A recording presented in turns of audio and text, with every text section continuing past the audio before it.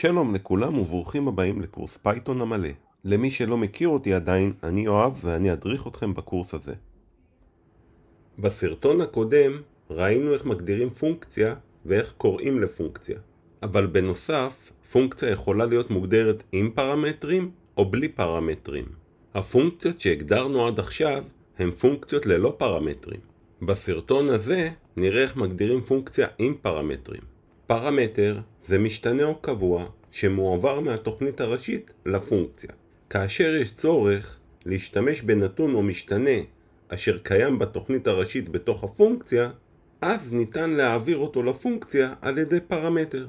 בואו נגדיר לנו פונקציה חדשה לדוגמה.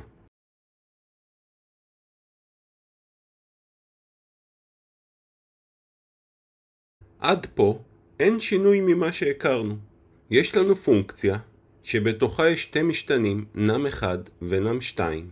הפונקציה סוכמת אותם לתוך משתנה בשם result ומדפיסה את result שזה התוצאה.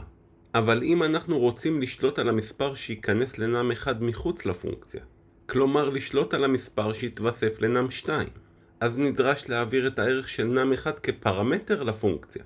לצורך כך, בכותרת הפונקציה, כותרת הפונקציה זה כל השורה הראשונה של הגדרת הפונקציה, שזה הדף, שם הפונקציה והסוגריים. אז בסוגריים בכותרת הפונקציה נרשום את הפרמטר. במקרה שלנו אני אקרא לו num1. בתוך הפונקציה אני אמחק את num1 לבינתיים. עכשיו הערך של num1 כאן זה הערך שניתן כפרמטר לפונקציה. כלומר אני משתמש בתוך הפונקציה בפרמטר שעובר מחוץ לפונקציה. ובמקרה זה הערך של num1 שעובר כפרמטר מתווסף ל-num2 ואז מודפס התוצאה. עכשיו בשביל לקרוא לפונקציה נדרש לתת ערך לפרמטר. אם נקרא לפונקציה ללא פרמטר נקבל שגיאה. בואו נקרא לפונקציה. נריץ את התוכנית וכמו שרואים קיבלנו הודעת שגיאה type error. ההודעת שגיאה הזאת אומרת שהפונקציה add number חסרה פרמטר num1. אם אני אדייק יותר, רשום פה שחסר ארגומנט num1. ארגומנט הוא המשתנה כפי שהוא נקרא על ידי מי שקורא לפונקציה. בעוד פרמטר הוא משתנה כפי שהוא נקרא בתוך הפונקציה. אז אני אתקן את השגיאה ויוסיף פה ערך לדוגמה 8. נשמור ונריץ. והפעם קיבלנו תוצאה 13. שה-13 זה חיבור של 8 שהגיע מחוץ לפונקציה עם ה-5 שנמצא בתוך הפונקציה. הנתון שמועבר לפונקציה יכול להיות משתנה או קבוע. בדוגמה הזאת העברתי ישירות 8 שזה קבוע, אבל כמובן אני יכול לשנות את זה גם למשתנה. אם נריץ את התוכנית עכשיו, אז רואים שקיבלנו את אותו תוצאה. בנוסף, שם הפרמטר בכותרת הפונקציה ושם המשתנה בקריאה לפונקציה יכולים להיות דומים או שונים. במקרה הזה הם דומים, אבל אני יכול לקרוא למשתנה הזה גם בשם אחר. אני אחליף את שם המשתנה הזה לנאמבר 1. נריץ שוב את התוכנית ורואים ששום דבר לא השתנה, עדיין מקבלים תוצאה 13. אבל משהו שכן חשוב לשים אליו לב זה שהטיפוס הנתונים שמועבר לפונקציה חייב להיות זהה. במקרה שלנו, הפונקציה מצפה מאיתנו לקבל מספר כפרמטר. זה יכול להיות טיפוס int או float. אם לדוגמה נכניס מחרוזת, אז נקבל שגיאה.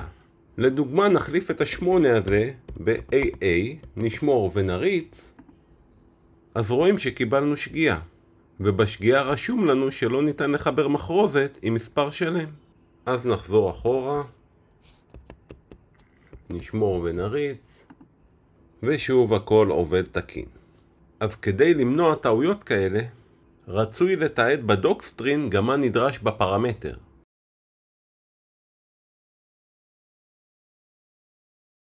בארקס הכוונה לארגומנטים. אז ציינתי שיש ארגומנט אחד בשם num1, והטיפוס שהוא צריך לקבל זה int או float. פונקציה יכולה לקבל גם יותר מפרמטר אחד. במקרה כזה, הפרמטרים יופרדו על ידי פסיק. לצורך הדוגמה אני אוסיף עוד פרמטר. ועכשיו בקריאה לפונקציה נידרש להעביר שני פרמטרים. אם נריץ את הפונקציה עכשיו ככה, אז נקבל שגיאה. שהשגיאה אומרת שלא שמנו ערך בארגומנט השני, שזה num2. אז נשים ערך גם בנם2. עכשיו אני אשמור ויריץ, והפעם הפונקציה רצה באופן תקין וקיבלנו את התוצאה 13. יש חשיבות לסדר של הפרמטרים.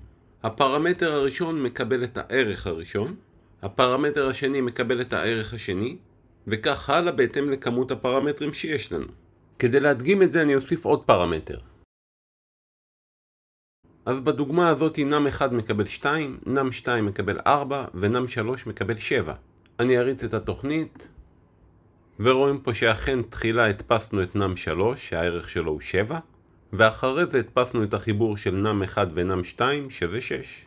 ניתן להעביר לפונקציה פרמטרים לא לפי הסדר, אבל אז צריך לרשום במפורש את שם הפרמטר שאליו שמים את הערך. לדוגמה במקרה הזה אני יכול לרשום. במקרה הזה שמתי לפרמטר num3 את הערך 4 ולפרמטר num2 את הערך 7. אז אם נריץ את הקוד עכשיו, אז הודפס לנו num3 שזה 4, ואז הודפס לנו החיבור של num1 ונum2 שזה 9. דגש חשוב בקשר לזה. מהרגע שרושמים את שם הפרמטר, כל שאר הפרמטרים צריך גם לרשום להם את השמות, אחרת נקבל שגיאה. אפשר לתת ערך ברירת מחדל לפרמטר בהגדרת הפונקציה. לדוגמה לnum3 אני אשים את הערך 8. אם נריץ את התוכנית עכשיו, אז רואים שלא השתנה כלום. זה כי שמנו ערך לnum3 בקריאה לפונקציה.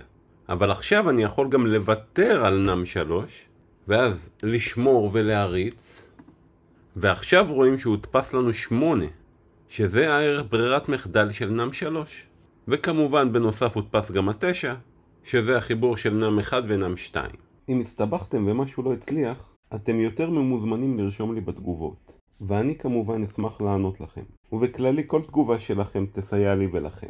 אז אם נהניתם מהסרטון, אשמח שתלחצו על הלייק. בנוסף אני מאוד ממליץ שתירשמו לערוץ שלי, ככה גם לא תפספסו סרטונים חדשים, וגם תעזרו לי לקדם את הערוץ. אז מקווה שנהניתם, תודה ולהתראות.